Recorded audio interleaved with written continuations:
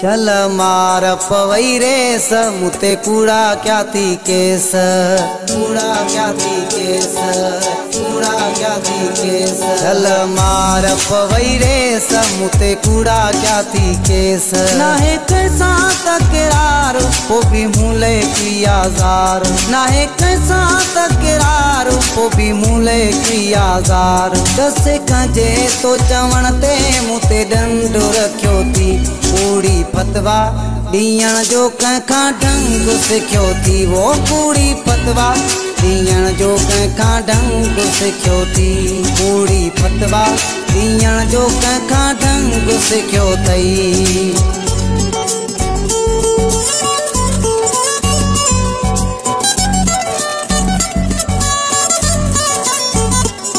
की गलती मुझी काई चटी रखी थी अजाई।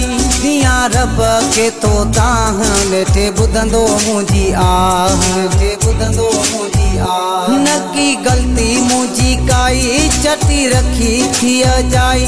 दिया रब के तो ताह लेठे बुधंदो मुझी आह। खिची पवंदई मुंह ते जेको घुंघ रखियो थी, कूड़ी फतवा ॾियण जो कंहिंखां ढंग सिखियो थी। वो कूड़ी फतवा ॾियण जो कंहिंखां ढंग सिखियो अथई।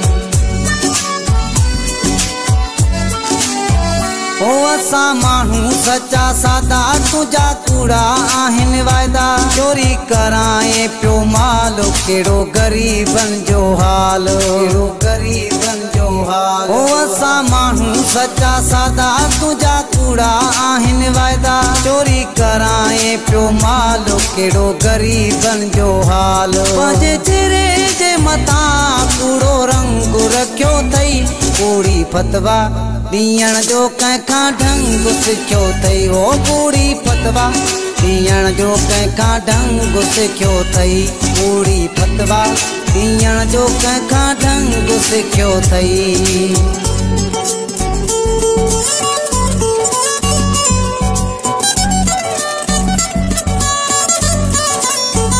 संगा साणी हिया बास कयो आहे तो उदास। कयो जानी अथी जुदा पाड़ू पटी दुई खुदा, पाड़ू पटी दुई खुदा। ओ संगा साणी हिया बास कयो आहे तो उदास। कयो जानी अथी जुदा पाड़ू पटी दुई खुदा।